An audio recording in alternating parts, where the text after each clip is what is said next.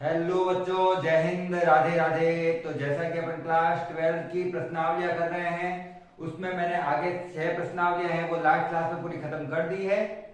तो आज अपन, जैसा कि आपको टॉपिक दिख रहा होगा अपन के बोर्ड पर लिखा हुआ, समाकलन। तो चैप्टर नंबर स्टार्ट कर रहे हैं अपन 7 से, लेकिन उससे पहले मैंने यहाँ पर समाकलन या इंटीग्रेशन के सारे फॉर्मूलाज लिख दिए हैं जो कि आपके काम आने वाले हैं। शायद आधे ऐसे होंगे फॉर्मूला, या आधे से ज्यादा फॉर्मूला ऐसे होंगे जो आपने फिजिक्स में पढ़ रखे होंगे या केमिस्ट्री में पढ़ रखे होंगे। अब अपन के मैथ्स में भी समाकलन स्टार्ट हो रहा है। अपन सारी की सारी प्रश्न एक एक सिंपल करके चलेंगे, प्लेलिस्ट के अकॉर्डिंग कराऊंगा मैं पूरी की पूरी। अगर आप पहली क्लास में देख रहे हैं, समाकलन पहली क्लास देख रहे हैं, तो चैनल को लाइक कर देना है। अगर आपको क्लास अच्छी लगे तो आपको लास्ट तक देखना है। अगर आपको क्लास अच्छी लगती है, अगर आपको मेरे पढ़ाई हुआ कंटेंट अच्छा लगता है, अगर मैं समझा रहा हूँ आपको इजीली समझ में आता है, तो चैनल को सब्सक्राइब करना है और लाइक करना है, ठीक है ना। तो अभी मैं यहाँ पे आपको एक बार सारे के सारे फॉर्मूले लिख दिए हैं। आप, मैं यहाँ से हट जाऊंगा, एक बार आप स्क्रीनशॉट ले सकते हैं इसका। उसके बाद में डिस्कस करेंगे आज अपन क्या पढ़ने वाले हैं। तो स्क्रीनशॉट ले लिया होगा आपने। तो आज अपन यहाँ पे स्टार्ट करने वाले हैं समाकलन से। अगर आप साइंस के स्टूडेंट हैं, जैसे कॉमर्स के भी होती है मैथ्स, लेकिन अगर आप साइंस के स्टूडेंट हैं तो आपको इतना पता होगा कि समाकलन होता क्या है। समाकलन होता है बेसिकली अपन एक छोटे से भाग से एक बड़े भाग का मान निकालते हैं। किसी एक छोटे से भाग से जिसका मान अपन को पता है, उसके रेस्पेक्ट में एक बड़ी सी राशि का मान निकालते हैं। और उस बड़ी सी राशि के मान निकालने की प्रक्रिया को कहा जाता है समाकलन। जैसे अपन छोटी क्लासों में करते थे किसी चीज को जोड़ना या घटाना, ठीक है, या फिर अपन 10th क्लास में करते थे माध्य निकालने के लिए राशियों का योग बट्टा राशियों की संख्या। तो जो समाकलन, जो सिग्मा वाला चिन्ह लगाते थे अपन, वो सिग्मा वहां पे योग को दर्शाता था। इसी प्रकार से ये समाकलन है, वो भी योग को ही दर्शाता है, ये भी सम को ही दर्शाता है। ये भी अपन को किसी चीज को जोड़ना या ऐड करने की प्रक्रिया को ही दिखा रहा है, ठीक है ना। तो आज अपन इसके ऊपर अच्छे से देखेंगे क्वेश्चन किस प्रकार से आते हैं, इसके किस प्रकार से सॉल्व करेंगे। एक्सरसाइज स्टार्ट करूंगा क्योंकि समाकलन में फॉर्मूलाज है और फॉर्मूलाज के अकॉर्डिंग अपन को क्या करने होते हैं, क्वेश्चन करने होते हैं किसी भी राशि का, किसी भी क्वांटिटी का। अब यहाँ पर जो एक चीज आपको एक्स्ट्रा में दिख रही होगी वो है सी। ये भी जो जिसके साइंस होगी उसको पता होगा कि जब यहां पर अपन को रेंज नहीं दे रखी होती है इंटीग्रेशन के ऊपर, जब समाकलन के ऊपर रेंज नहीं दे रखी होती है, तो वो निश्चित समाकलन नहीं होता है, वो अनिश्चित समाकलन होता है। तो अनिश्चित समाकलन में हमेशा उसका वो समाकलन करने के बाद में उसके साथ सी जोड़ा जाता है, जहां सी जो है वो एक अचर राशि है जिसका मान हर अलग अलग फलन के लिए, हर अलग अलग प्रक्रिया के लिए अलग अलग आता है, लेकिन एक प्रश्न के लिए उसका मान फिक्स होता है। अपन को कुछ क्वेश्चन आएंगे पीछे जिसमें अपन सी का मान भी निकालेंगे, तो चिंता मत करना कि सी कहां से निकालें। कुछ क्वेश्चन आएंगे जिससे अपन को पता चलेंगे कि सी का मान कैसे प्राप्त किया जाता है। लेकिन अभी जो भी समाकलन करेंगे उसके पीछे क्या जोड़ना है आपको, सी। फॉर्मूला जो आपके बुक में है उससे ज्यादा ही लिखा है मैंने, ताकि आपके जहां पर भी आए तो कंफ्यूजन नहीं आए कि ये फॉर्मूला कहां से आ गया। जैसे काफी फॉर्मूला बताऊं तो मैं ये वाले फॉर्मूले tan x, cot x, sec x, cosec x, ये फॉर्मूला मैंने कुछ लिखा है जो आपके फर्स्ट एक्सरसाइज में नहीं दिए हुए हैं, ठीक है। तो बिना टाइम वेस्ट किए अपन एक्सरसाइज स्टार्ट करते हैं। एक्सरसाइज 7.1, फॉर्मूले आप ऐसे कैसे उतार लेना और अब करेंगे अपन के कंटेंट जो भी है वो स्टार्ट करते हैं।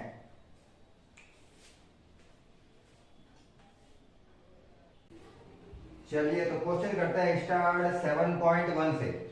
प्रश्न नंबर 1 से स्टार्ट करने से पहले बता देता हूं आगे वाले 5 प्रश्न के लिए क्या दिया हुआ है। लाइन लिखी हुई है, निम्नलिखित फलनों के प्रति अवकलज निरीक्षण विधि द्वारा ज्ञात कीजिए। प्रति अवकलज निरीक्षण विधि का मतलब होता है कि समाकलन की उल्टी विधि द्वारा समाकलन ज्ञात करना है। समाकलन की उल्टी विधि का मतलब यह होता है कि जब अपन किसी चीज का समाकलन करते हैं तो उसका उल्टा होता है अवकलन, क्योंकि अवकलन और समाकलन एक दूसरे की उल्टी प्रक्रिया है। जिस चीज का समाकलन करते हैं ना, उससे जो उत्तर प्राप्त होता है उसका वापस अवकलन करेंगे तो क्या प्राप्त हो जाएगा, समाकलन वाला उत्तर। जैसे एग्जांपल के लिए मैं कहूं तो साइन का अवकलन होता है cos x और cos x का का समाकलन होता है sin x, यही होता है। तो दोनों एक दूसरे की उल्टी प्रक्रिया है। 1/x का समाकलन होता है log x और log x का अवकलन होता है 1/sin x, 1/x, यही होता है। तो दोनों एक दूसरे की विपरीत प्रक्रिया है, तो अवकलन विधि द्वारा अपन को समाकलन ज्ञात करना है। कुल मिला के क्वेश्चन दिया हुआ है ये। अब अच्छे से एक बार मैं क्वेश्चन को लिख देता हूं। मुझे क्वेश्चन दिया हुआ है फर्स्ट कि sin 2x का क्या करना है, अवकलन sin 2x का करना है, लेकिन मैं उसको एक बार के लिए अपने हिसाब से लिखूंगा क्योंकि मुझे समाकलन करना है। तो sin 2x dx, इसका मुझे क्या निकालना है, उत्तर निकालना है। इसका मुझे क्या निकालना है, उत्तर निकालना है। और जिस चीज का मुझे प्रति अवकलन से उत्तर निकालना है उसका मुझे समाकलन पता होना चाहिए। तो sin 2x का होता है cos 2x। एक बार के लिए मानो, तो बाकी वाली चीजें बाद में देखेंगे। sin 2x का होता है cos 2x। तो करते कहां से स्टार्ट करेंगे अपन, इसका उल्टा क्या होता है, cos 2x होता है ना, तो उसका अवकलन करना है।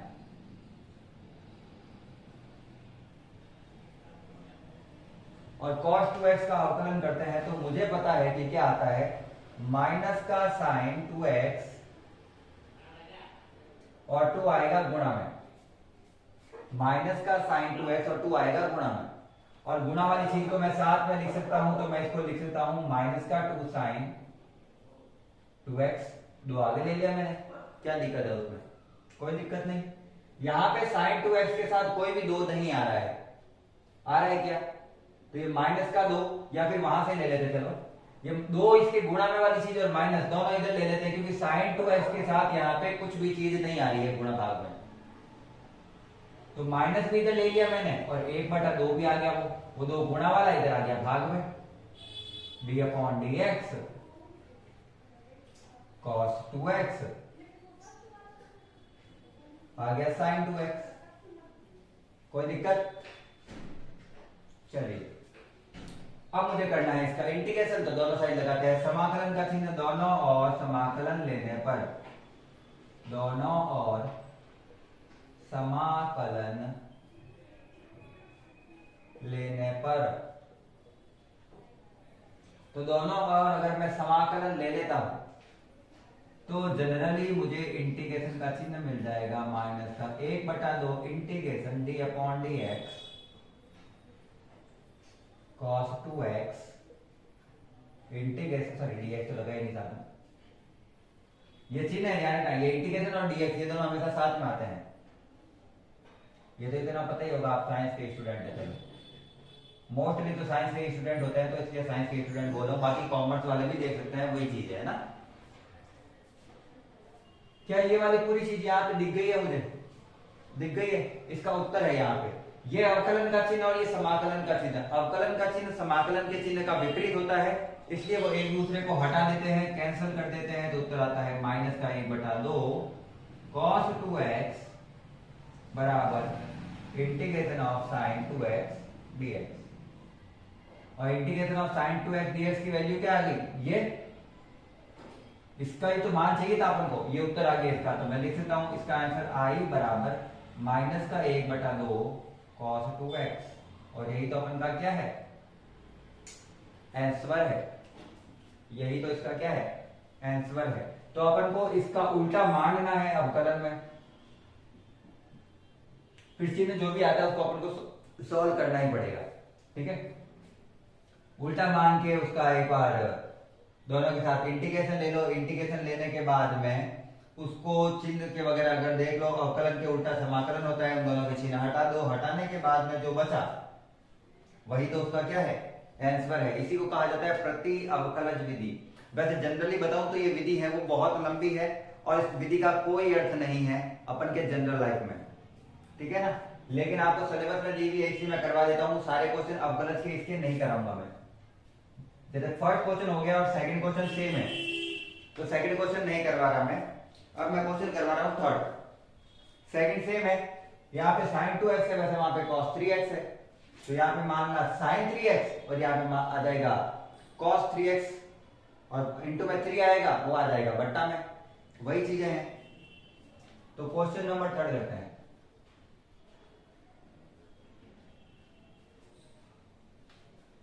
क्वेश्चन दिया हुआ है I इक्वल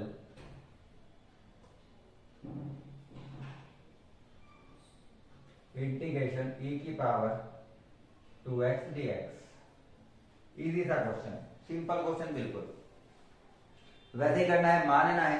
और मुझे पता है e की पावर 2x का तो e की पावर x का तो e की पावर x ही उत्तर होता है। e की पावर x का उत्तर भी क्या होता है, e की पावर x होता है। चलिए अवकलज से हल करना है अपन को, तो कर लेते हैं। मैंने ये मान लिया कि d अपॉन dx e की पावर 2x, क्योंकि इसका अवकलन भी क्या होता है, e की पावर 2x ही होता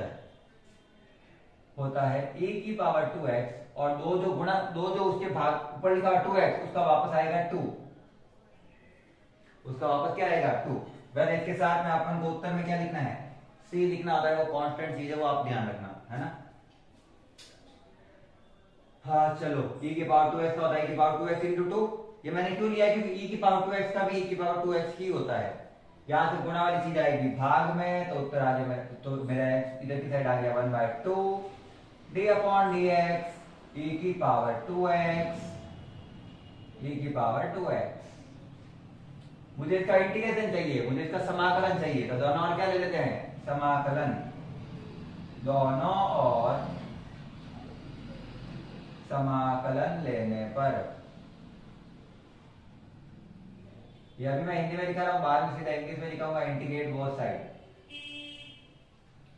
अभी अपन थोड़ा इजी वे में चल रहा है। 1/2 इसका ले लेते हैं integration d upon dx e की पावर 2x, इंटीग्रेशन e की dx लिखना है, ये बार बार भूल जाता हूं,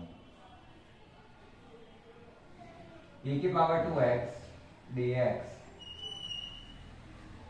अवकलन का उल्टा होता है समाकलन, तो अवकलन समाकलन एक दूसरे से हो गए हैं, एक दूसरे के सापेक्ष कैंसिल हो गए, हट गए हैं वो।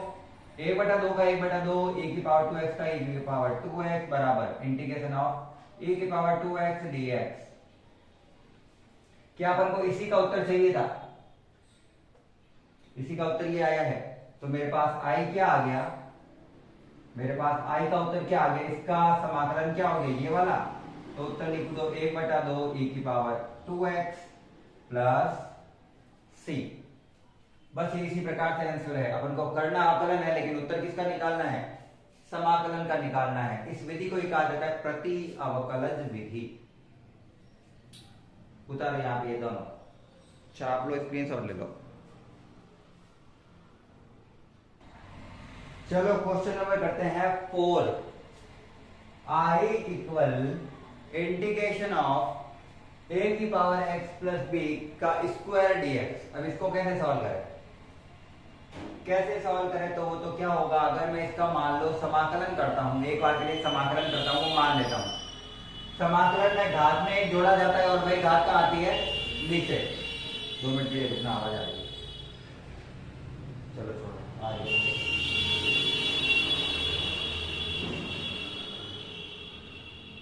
यहां पे जो इसकी घात है, अगर मैं इसका समाकलन करता हूं, तो समाकलन की विधि में मुझे पता है घात में एक जोड़ना पड़ता है, और वही घात नीचे लिखनी पड़ती है।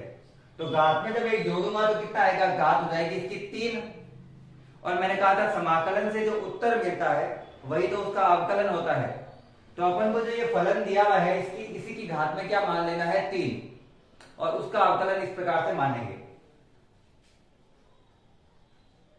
तो सॉल्यूशन कर रहा हूं इसका उल्टा, तो इसकी घात में कितना बढ़ाकर मानूंगा मैं, 1, क्योंकि इसका अवकलन होता है। तो a की पावर x प्लस b की पावर 3, ठीक है, इसका करते हैं अवकलन, इसका करते हैं अवकलन। तो d अपॉन dx a की पावर है, एक बार सही से लिखता हूं मुझे ना, मेरे को बढ़िया नहीं देता है दिखने में, a की पावर x प्लस b का क्यूब। अब अगर मैं इसका आंसर निकालता हूं, अब अगर मैं इसका आंसर करता हूं, तो मुझे पता है कि अवकलन में घात आगे आती है, और वही घात में से 1 कम होता है। तो घात आगे आती है और घात में से 1 कम होता है। पहले तो ये होता है, उसके बाद में उसका खुद का फलन का जब अवकलन होगा, तो ax का अवकलन हो जाएगा a और b का अवकलन तो 0 है, तो ये लिखने की जरूरत नहीं है। और घात में 1 कम होता है, तो घात में 1 कम कर दिया मैंने। अब मुझे जो समाकलन है उस पर केवल ये वाला भाग दिया हुआ, ये 3 और a नहीं दिए हुए हैं। दिए हुए हैं क्या? नहीं दिए हुए ना, तो उन दोनों को उठा के कहां लेके आ जाते हैं? इसके नीचे।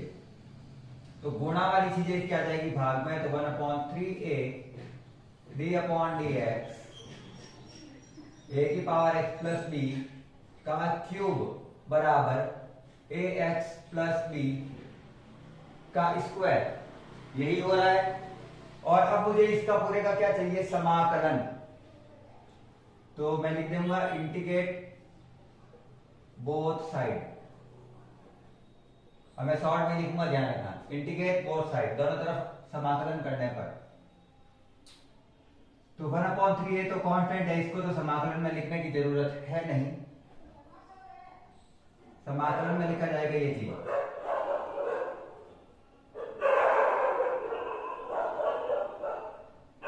इधर वाला लिखा दो, इधर वाला भी लिखते हैं।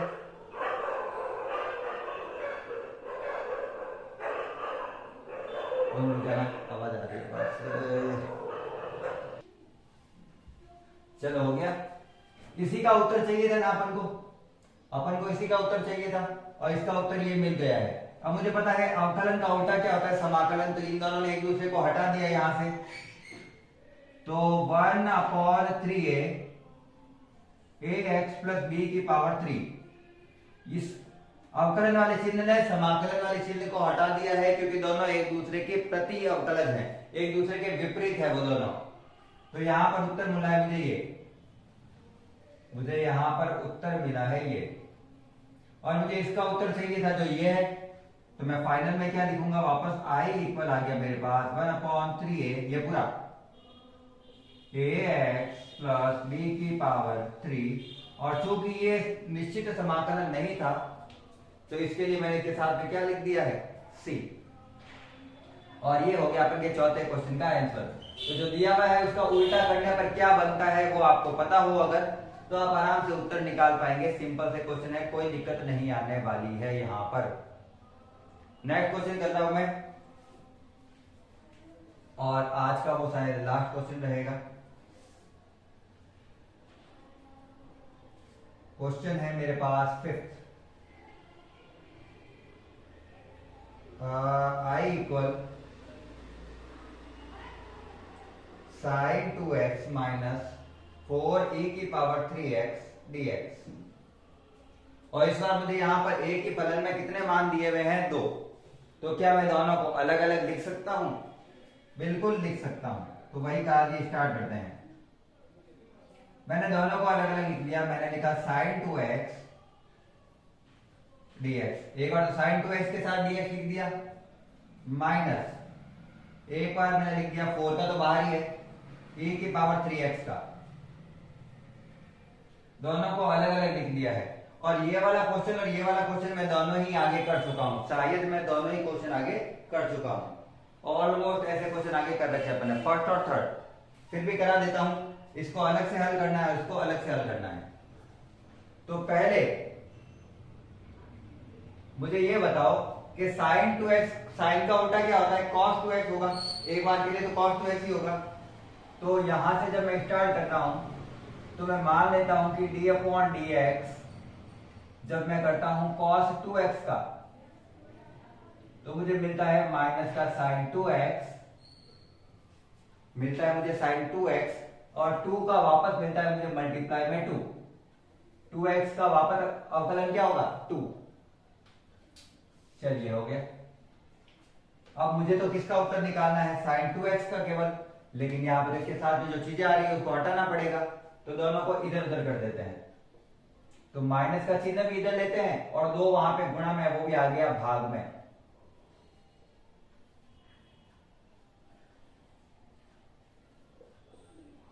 तो ये हो गया sin 2x, ये हो गया sin 2x।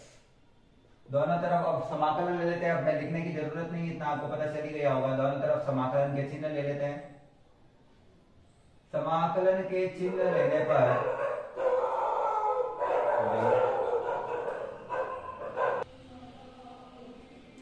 तो यहां पर इसको मैं लिख सकता हूं इंटीग्रेशन में sin 2x dx, ये लिख सकता हूं।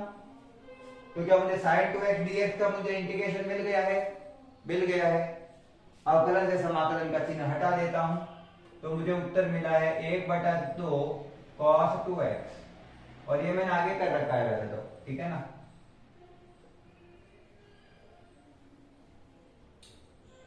क्वेश्चन नंबर या फिर इक्वेशन नंबर, चलो इसको मान लेते हैं 1, और यहां से मान लेते हैं इक्वेशन नंबर 2। ये तो मैंने किसका किया है, sin 2x dx के लिए किया है अभी। अब मुझे किसके लिए करना है, e की पावर 3x के लिए करना है, तो उसका भी कर देते हैं। चूंकि e की पावर 3x का ही e की पावर 3x बनता है, मुझे पता है, तो यहां पे तो मानना भी यही पड़ेगा अपन को। तो उत्तर मिल गया e की पावर 3x, और 3x का वापस आ गया 3। इसको ले लेते हैं वापस बट्टा में, 1/3 d/dx e की पावर 3x बराबर e की पावर 3x। ये इसका अवकलन है। अवकलन का उल्टा क्या होता है, समाकलन, जो अपन को निकालना है। तो दोनों और क्या ले लेते हैं अपन, समाकलन के चिन्ह। दोनों और क्या ले लेते हैं, समाकलन के चिन्ह।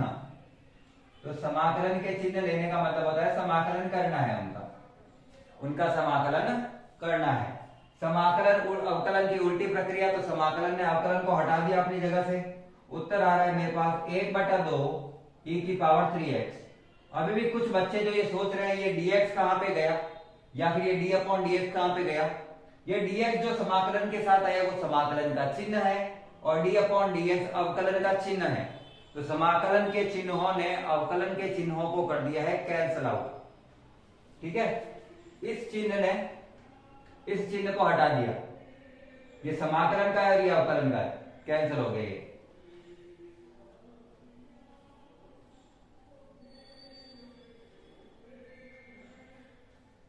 इक्वेशन नंबर 3, क्या मुझे इसी का समाकलन करना था क्या, बिल्कुल इसी का समाकलन करना था। ये रहा इसका उत्तर। तो समीकरण 2 और समीकरण 3 के मान रख देते हैं समीकरण 1 में, तो इक्वेशन 2 प्लस और इक्वेशन 3 पुट कर देते हैं इक्वेशन नंबर 1 में। करो i का i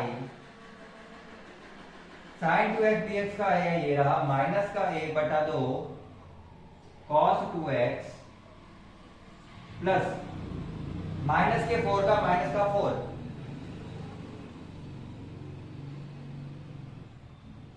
इसका उत्तर कहां गया, ये रहा 1/3। 1/3 मतलब हो गया 4/3, 1 को 4 से गुणा करेंगे 4/3 e की पावर 3x, और साथ में लिख देना है c, क्योंकि ये निश्चित समाकलन नहीं है। और ये हो गए अपन के आगे वाले 5 प्रश्नों के हल, जिसमें बच्चों को सबसे ज्यादा होती है कंफ्यूजन। इसके अलावा मुझे पता है बच्चों को कोई कंफ्यूजन नहीं होती है क्वेश्चनों में। एक्सरसाइज 7.2 में कुछ क्वेश्चन के अलावा समाकलन बहुत इजी है। समाकलन को ऐसी, समाकलन बड़ी है, समाकलन प्रश्नावली है वो बड़ी है, समाकलन हार्ड नहीं है। अगर आपको एक बार समाकलन समझ में आना स्टार्ट हो गया, फिर आपके लिए समाकलन सबसे इजी प्रश्नावली होगी। जैसे ट्रिग्नोमेट्री, लोग कहते हैं वो सबसे भारी है, लेकिन अगर आपको सूत्र याद है तो ट्रिग्नोमेट्री सबसे इजी है, समाकलन इजी है, अवकलन इजी है। हार्ड होती है वो प्रश्नावली जिनमें बहुत ज्यादा अंदर तक डीप तक पूछे जा सकते हैं, या फिर ऐसे क्वेश्चन जिनको सॉल्व करना भारी पड़ता है। एग्जाम्पल के लिए संबंध तथा फलन, रिलेशन और फंक्शन। अगर आपने 11th में वो कम पढ़े हैं तो आपको लगेगा कि ये तो इजी था, लेकिन जब आप आगे जाएंगे तो रिलेशन और फंक्शन, संबंध और फलन बहुत ऊंचे लेवल तक आते हैं, तो उसमें थोड़ा हार्ड पड़ता है। ये क्वेश्चन तो बिल्कुल इजी है। समाकलन अवकलन अपन फाइनल तक पढ़ेंगे, तब तक यही काम आते हैं, ठीक है। थोड़े से इम्प्रोवाइज होता है उनमें, लेकिन ऐसा कुछ खास नहीं है। समाकलन अवकलन सबसे इजी प्रश्नावली है। तो अगर क्लास समझ में आ गई है तो पहले तो एक बार क्लास को लाइक कर देना है, स्क्रीनशॉट ले लो अच्छे से, क्लास को लाइक कर देना है, चैनल को सब्सक्राइब कर देना है। आज मैं मान रहा हूं कि निश्चित समाकलन तक कर लिया अपन ने, अपन को वो टॉपिक समझ में आ गए हैं। ये क्लास के बाद आप जरूर सब्सक्राइब करेंगे, इसको मुझे पता है, अगर आपने क्लास को पूरा अंत तक देखा है। आगे वाली प्रश्नावली इतने इजी तरीके से सॉल्व करने वाले हैं, एक एक क्वेश्चन को सॉल्व करने वाले हैं। बिना किसी चार्ज के ये सॉल्व क्वेश्चन आपको करवाए जा रहे हैं यहाँ पे, तो आपके लिए तो फ्री में ही है ये सारे। तो क्लास को लाइक कर देना है, चैनल को सब्सक्राइब कर देना है। आज की क्लास को अंत तक देखने के लिए धन्यवाद। जय हिंद, जय भारत, राधे राधे।